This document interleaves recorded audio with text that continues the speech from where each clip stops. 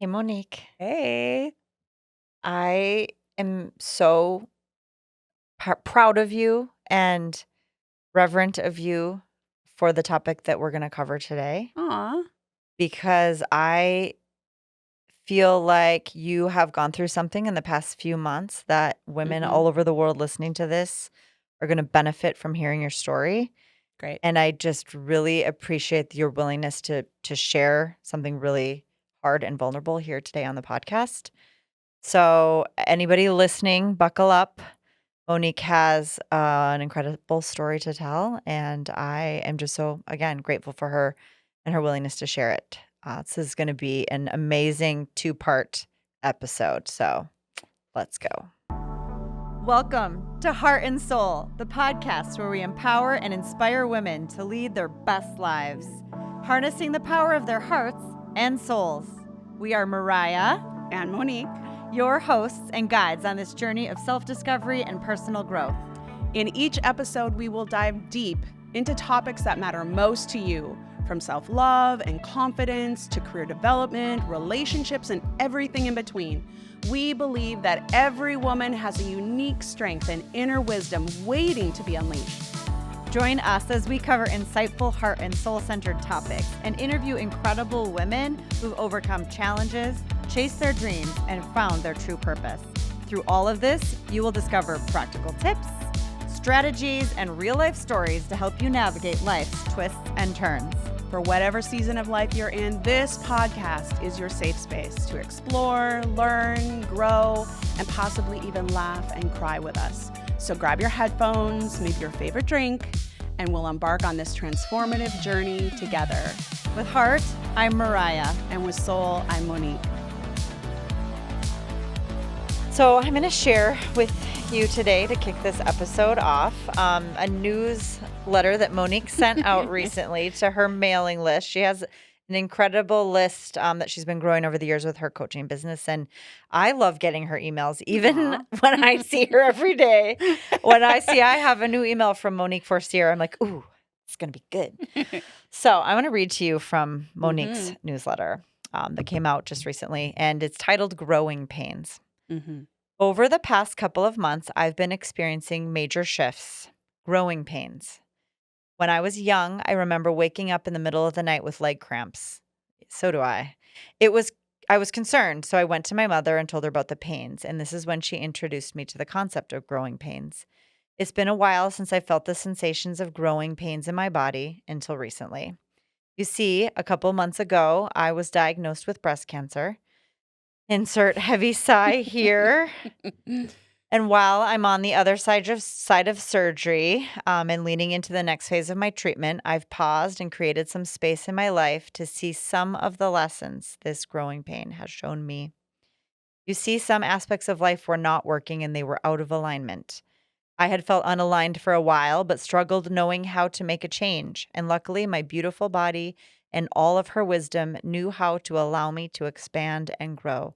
She knew I needed to be reminded through my growing pains that change is inevitable, that it was time to let go of what was holding me back from shifting. So I went back to the drawing board of life and I started to envision the life I wanted. The life that I had was great, but it was not the life that was going to support my next expansion of self. In order to know what came next for me, I leaned into my kundalini yoga practice, I meditated daily, and I became a student of my own work. I leaned into the pain so I could heal my body and glean the lesson it was trying to teach me. When you have a mission here on earth, you can pull it off. You can hide from it or you can ignore it.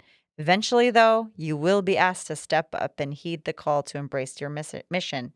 I've learned that you might as well get on with it and embody your mission. I've chosen to allow my beautiful growth and expansion. I've chosen to honor my mission here. Thanks for reading that. That was actually really pretty good. It was so good. Again, knowing everything have gone through, having been there through it with you, I read this and I just thought how beautifully you had taken this diagnosis, opened up to sharing it through your newsletter, and turned it into this just beautiful part of your journey. So right. you have agreed to come on the podcast today and in a 2-part series of episodes, tell about your diagnosis, Yes.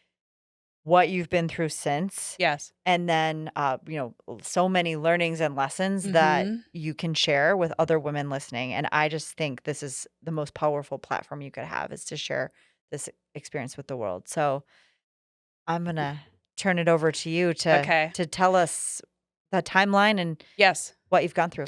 Yeah. And Mariah knows me so well. It's always really hard for me to talk about myself. So sharing that newsletter was hard. Hearing it, though, wasn't as bad. And so some of the parts of the story, I don't share a lot with a lot of people. Yeah. I keep, it's not because I think like I'm great or I'm ashamed or any of that. It's just, I'm just an odd duck that way. But so, yeah. But thank you for being alongside me, because Yeah. you were one of the pivotal people who can call me out in a loving way.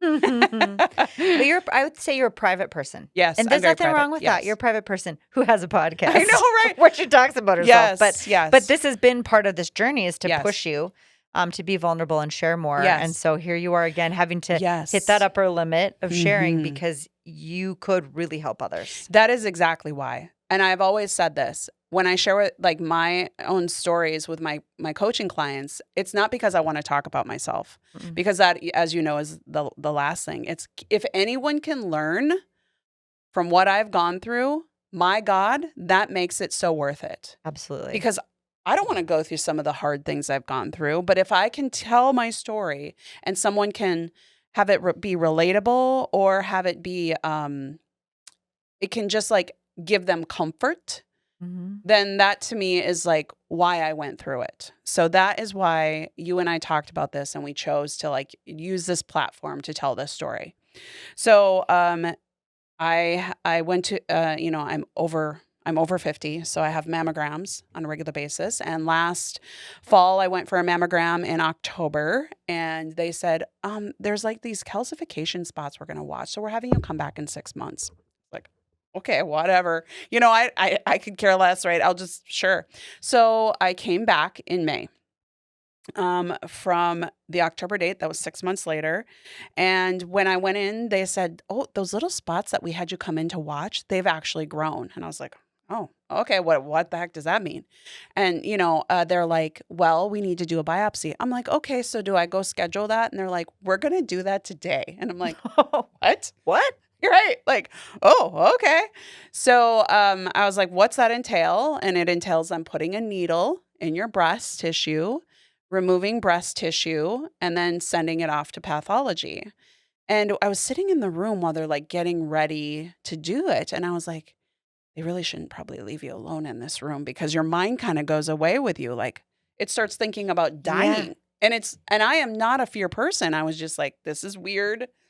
So then they come in, they numb you, they do it. It's black and blue, but it hurt maybe for a day. Some people probably hurt longer. I might have just like tougher exterior. I don't know. But they're like, it's going to be fine. It probably is nothing, but we'll let you know before the weekend. And that was like on a Tuesday, because, it's like, we're sure it's nothing, but it's weird to wait. So we'll make sure by Friday, we let you know. So Friday, we're driving. My ex-boyfriend and I are driving to my condo an hour and a half away, and I get a phone call. It's like 4 p.m, because we had left town a little early. And sure as shit, they're like, yeah, you have ductal carcinoma with estrogen, progesterone, and HER2 positive markers. And I was like, what? I'm like, I think the phone went out. Yeah, I must have hit a bad spot. Can you say that again? Yeah, right. Like grandmas. Oh wait, I'm a grandma. Old people. Oh wait, I might be old. Unhealthy people. Oh wait, I might have unhealthy habits. Okay, I guess I'm that person who might actually be at risk for cancer. Yeah. So I was emotionally shocked. Oh my gosh. And absolutely. I was in denial. I really, this was Memorial Weekend, so suffice it to say, it was a long weekend. A lot of processing, initial shock. Yeah. With shock, it's kind of like, and then you kind of go inward. This is how I process shock. And you're just like, what the actual hell? And I remember repeating to myself, get to radical acceptance. You need to accept this. This is your reality. You don't know what next steps are. They'll tell you what next steps are, because on the phone, she said, a surgeon will call you or they will call, a surgeon's office will call you and they will set up an appointment. That will be your next step. Yep. Okay.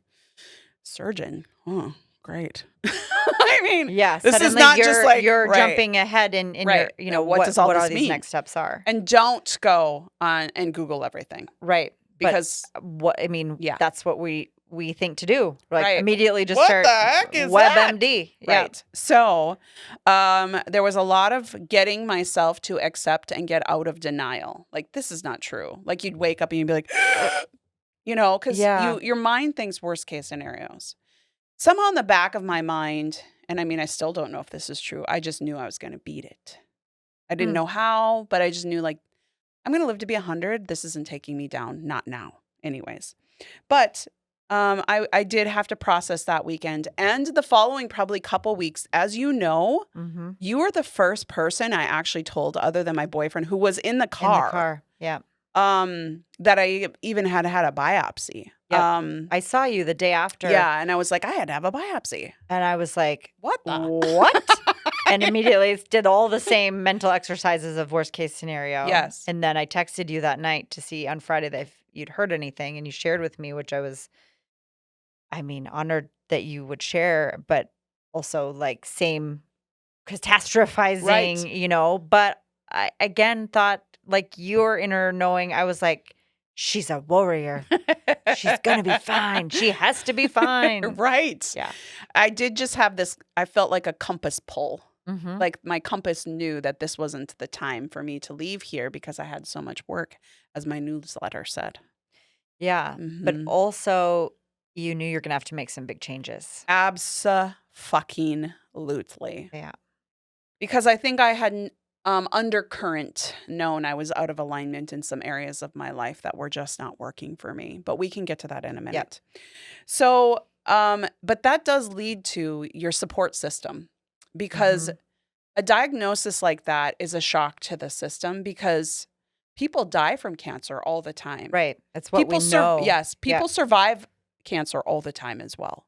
I had an aunt, my dad's oldest sister, who passed away from cancer. So, but I wasn't associating myself with her. And in fact, I've since now done gene mapping, or whatever the heck Genetic they do. testing. Yes, thank you, that. And I don't have the genes. So I'm very fortunate in that regard. But that said, how do you support someone? Yeah. Because there are good people. There are good people. There are people who are great at supporting in crisis, and there are people who are not great supporting in crisis. Yeah. I tend to be the emotional caretaker in almost every relationship I have. Mm-hmm. And so when I went to sit with this, my first thing was like, just keep it quiet. Yeah. And I only would share with people who I felt could handle it and be supportive to me. If they couldn't be supportive to me, meaning I was their emotional caretaker, I wasn't going to share it with them. Right. Because I could not handle, nor could I put myself through having to tell people who I would then have to be like, well, are you okay? Right. You couldn't also worry about if it was something that they could handle. Yes. Or the reaction of, oh, and I had a grandma who died of it, and my aunt had it, You and didn't my wanna sister, hear and all I'm like, that. I don't give a fuck. Right. This is me. You needed them to be able to also focus on you and not drag you into their Not past personalize. stories. Yeah. Right. So I really wanted to cover this topic because how to caretake for someone with a diagnosis that's serious is different for everyone, I think. For me, since I'm an emotional caretaker, I'm not going to necessarily share unless I feel you're safe. But you're not necessarily going to know that. So asking someone, I think, is a really, like, I know this is a lot. I see that you're struggling with a lot. Yeah. How can I support you right now? I love that. Yes. Yeah. I love that. Asking what they need is, so they can tell you what they need is better than assuming. And they might say, I have no idea. then you just say, well, I'm here for you. Yeah. And if you ever do need something, whatever that something is, calling me at 2 a.m. because you can't sleep because you have anxiety, because that's legit. Yeah. I'm here for you, or whatever the I'm here thing for is that you. you can Yeah. provide, right? Well, and oddly enough, I had just been listening to my favorite podcast. Yes. Um, we can do hard things with Glennon Doyle and Abby Wambach and sister, Glennon's sister, and she had just had a diagnosis Mhm. of breast cancer and had like a 3-part episodic series that I was glued to. I mean, I listen every week anyways, but for whatever reason, this just like really resonated with me and talking about the whole journey that they'd been on and diagnosis and everything. And literally, like the next week, I learned about Yes. your diagnosis, and I was like, It's very aptly timed. I just thought you have to you need to know Yeah. what they've been through, Right. which was You must know the data. you need to know, Mhm. like there's a lot of really valuable information Yes. in this podcast. And then that day too, we were recording and you told me that you hadn't told your kids yet. I had not. And it was still pretty early. Yes. But I remember saying to you, like, there are people that need to know. There's a difference between comfortable telling Yeah. and like they might need to know. And you Mhm. took that really, I took I it to mean, you heart. took it very seriously and Yes. to heart, and Yes. because they would want to be there for you. I right? agree, but as an emotional caretaker, Yeah, it was hard for you. that was very hard for me to Yeah. let down my guard and be the person that needed help. And I have needed help from my kids before, but I'm like this. Part of my personality is the protagonist. Yeah. I always have to do things how I think they should be done, whether it means self-sacrificing. So yeah, I had not told my kids and had surgery scheduled for the next day, but that's later on in the story. Yes. Okay. Backing up a little bit too, I had injured my knee Oh yeah. in I think it was February or March. Mm-hmm. And they x-rayed it, nothing's broken. Then we went on a retreat to Mexico City, Yeah. and something was obviously wrong. It was not better, and it should have been better if it was like, just It would have sprained or healed something. by that point, Yes. but you were struggling. So I came back beginning of May and had an MRI, and I had a torn root tear, meniscus tear, which is way more severe than just a regular meniscus tear. Not to downplay any of that, but it's an extensive 6 weeks post-op, no load bearing. So I had that scheduled for Yeah. July 2nd. Right. Because time sort of in that thing is of the essence, because it wears down on your joints and can cause arthritis, and then you're going to eventually need knee replacement. So I had been preparing and working a ton up to this diagnosis, right? Yep. So I kept telling everyone that I was going to have knee surgery, but I omitted this bigger thing, Right. which was breast cancer. Right. Well, that's where that day we were podcasting, I'm like, I hadn't seen you. I'd been out of town Right. in Europe for 10 days. So I was getting the download and you were like, okay, I'm going to have this breast cancer surgery. And then 2 weeks later, I'm going to have this knee surgery. And you were kind of were like really dissociating Yes, a bit absolutely. with the realities of what your body maybe needed, maybe the people that should know this is Yes. happening. And I think I stepped back and was like, what should I do here? Yeah. As a friend, Well, right? you saw me spinning all the plates, is I think the I was analogy watching is, you spinning all the plates Mhm. and just going, something's not adding up. right. And Yes. and I felt the need to say something. And thank God you did. So I had that, and I was comfortable talking about the knee surgery, Yes. but I was not comfortable telling people. And I think what I identified after finally talking to my mom about it, which I mean, Yeah. I'm embarrassed to say, like, my kids didn't even find out for 3 or 4 weeks, Yeah. because some of them, anyways, was that I had a lot of shame and guilt around this diagnosis. Now, Yeah. maybe this is normal for people to have this feeling like they've done something wrong. And let me Right. just say, while you can say that, you haven't done anything.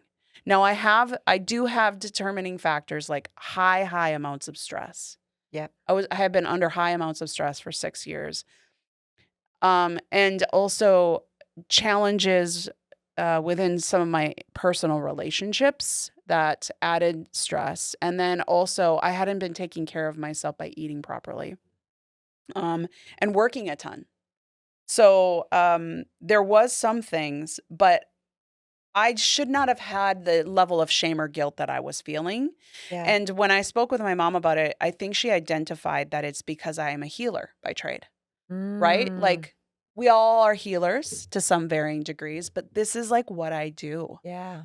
And how can a healer need to be healed or be blindsided by their own physical or emotional or mental needs? That's really interesting. Right? Yeah. I mean, it puts it kind of into context for all of us because you, an event planner, throw a birthday party and it's only meh. And people are like, oh my God. Right. I mean, I thought she was some great event planner. Yeah. The healer gets breast cancer. Oh my God. I thought she was a healer. Yeah. It sort of like hits you at your like, I mean, we just not that long ago recorded an episode on worth. It hits at your worth and your value. You're like, Yeah. what the fuck? Well, it's like I did this to myself. Yes. Right. Yes. And you'll never be able to trace that to be true because plenty of people have cancer and die from things all the time Yes. that it's impossible to know in the society we live in how or why this happened. It just is. Yes. Like, and that was kind of the place that you needed to get to. It's like Yes. there isn't shame or guilt. It just is. So Right. now what?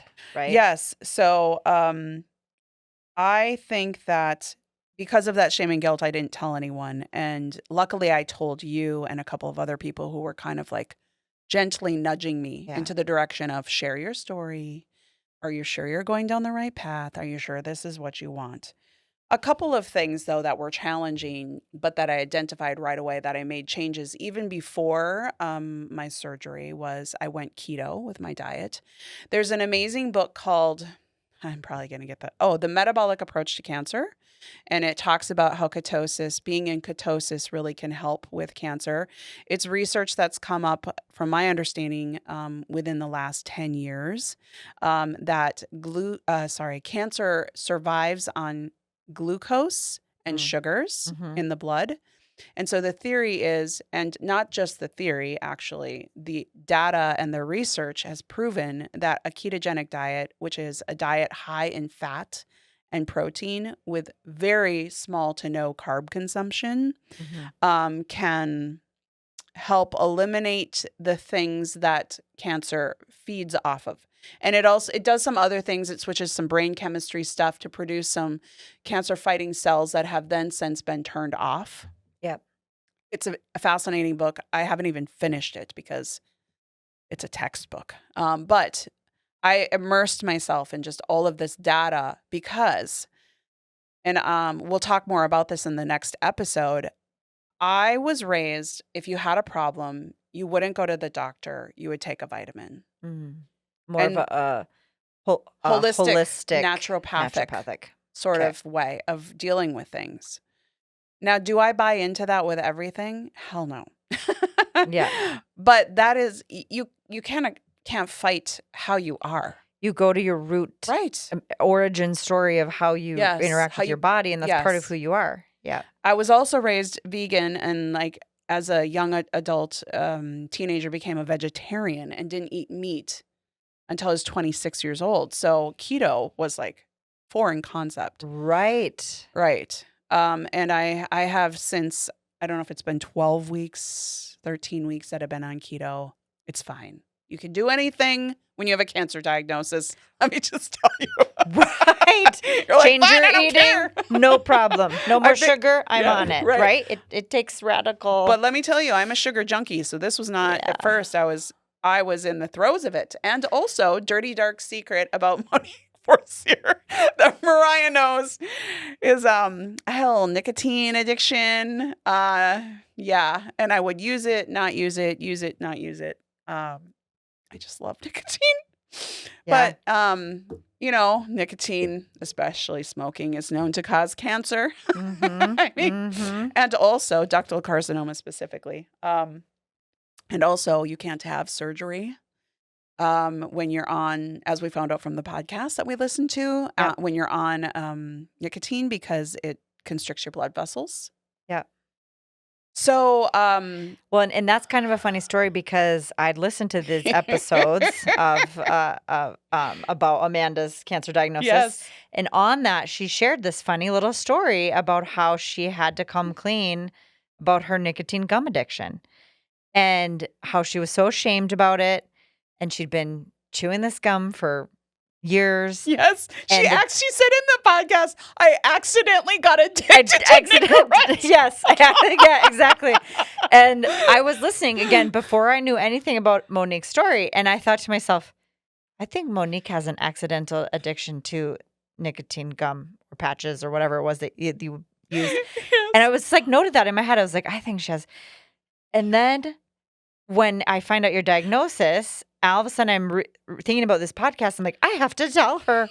She needs to know she's not alone and it's okay. Well, and you, funny enough, as a podcaster, are not the most avid listener to podcasts. No, I do not listen to even our So own, which I is was so like, bad. you have to listen to these podcasts. You're probably getting to that part of the story, but Yes. So interestingly enough, there was a lot going on also in my personal life. My ex-boyfriend, now ex-boyfriend, at the time boyfriend, was living with me, and we had come to an agreement that he was going to move back into his home, and we were going to, still be dating. But that was right in the middle of all of the diagnosis. Him moving out, him like fixing up the house that he had been renting because it needed some repairs. Very stressful situation, not having a person that had been in my house then leave my house. And I don't know that everyone handled the stressful situation of a cancer diagnosis and a knee. right. Impending knee or upcoming knee surgery well. And then also quit nicotine. And go keto. Go keto and no sugar when you're a sugar junkie. Perfect disaster. That's a really good time back in June, huh? June and July. They're blurs to me because I was like in survival mode. Yes. I mean, it was just hardcore hard. So, I know we probably are running out of time, but just to wrap up kind of like this portion, I had finally I had heard from the surgeon. Yes. It was probably a couple weeks after my they called me on the phone while I was driving my diagnosis, and I got in, and very nice general surgeon at the hospital, the medical group. And he proceeds to tell me, my full diagnosis, ductal carcinoma with estrogen, progesterone, HER2 markers. And because of that, because of the markers I have, they recommend a very aggressive approach. You can do a total mastectomy where you remove the complete boob tissue. And then you go into chemotherapy. And because of my markers, they would do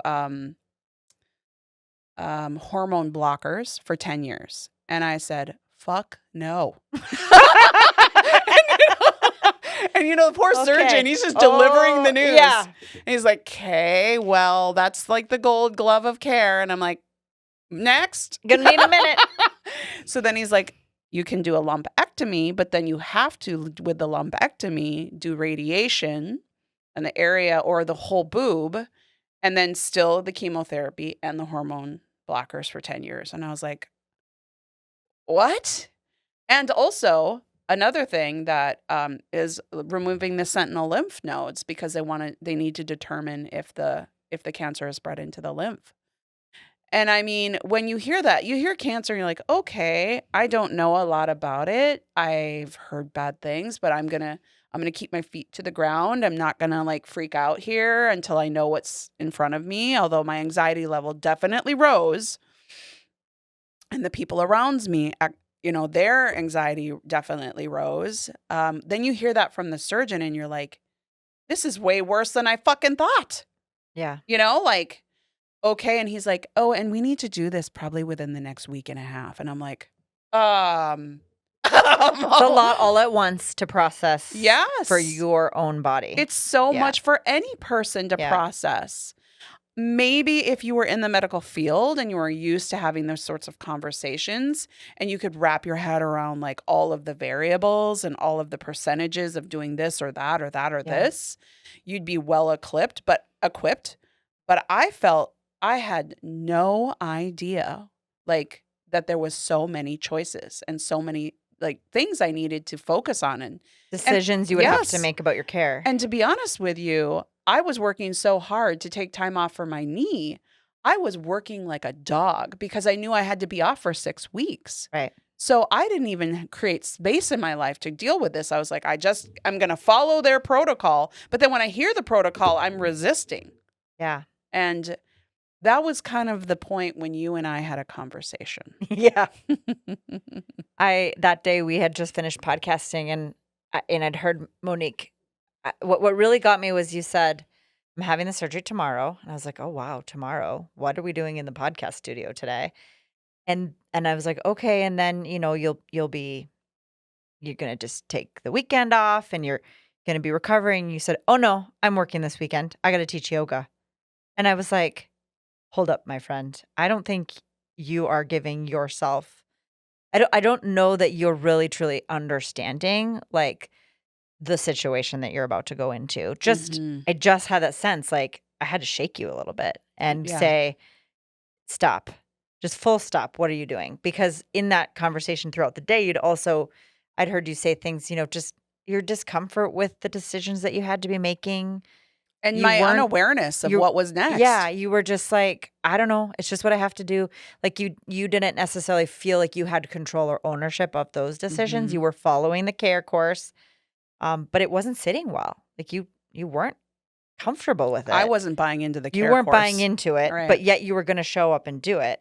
And then also go have the knee surgery in 2 weeks. Right. Well, because the also, surgeon said I probably could do it. Yeah. And also there were some key people in your life that needed to know before my kids you went into major surgery, Right. because that was a red flag of your children should know their mother's having major surgery. They would want to be there for you. I know them. They're so sweet. Yeah. They'd want to care for you and be loving, doting sons. Let them, let them, but also something bad happens, they're going to be pretty pissed that they didn't even know it was happening. Yeah. So we had a lot to cover. So I said, let's go to lunch. And we went to lunch and we just talked it out. What are all the potential other ways that you could go about this? And boy, by the end of like an hour lunch, we didn't even have much time. Yeah. We both had places to be, kind of taken a turn.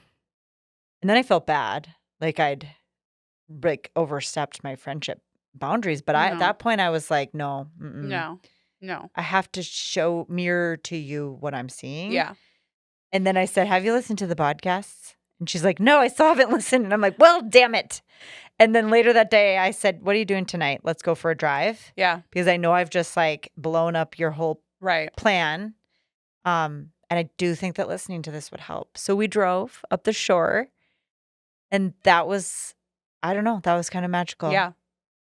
Yeah. So I think we should take a break. Yeah. And let's like pick up if that's okay. Because Absolutely. I'd like to get in a little bit more about like even my mental state. Absolutely. Because I think that I'm fairly average, maybe a little above average. I think what you were going through was exactly what many women would be going through in your shoes. Yes. And I want to normalize it. And I want people to feel that they're not siloed and alone, which I'm not siloed and alone. And I made myself siloed and alone. Yeah, exactly. So, yeah. I think that's a perfect place to pause as you're going into what the next steps are of this diagnosis. And tune in to our next episode to hear the next part of the story. Part dos.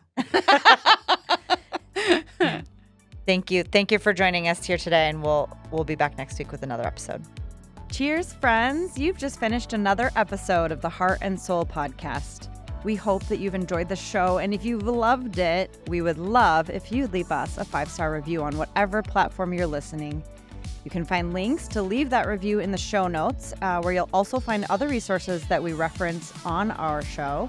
And if you think a friend could find value in today's episode or any future episodes, please share this episode with them on social media. This is one of the only ways the podcast can organically grow, and we just can't wait to connect with you and all of your besties. You can also find Monique and I on our many social media platforms or our websites, and we're going to leave links to those in the show notes as well. Thank you for listening. We look forward to sharing our hearts and souls with you again next time. With Heart, I'm Mariah. And with Soul, I'm Monique.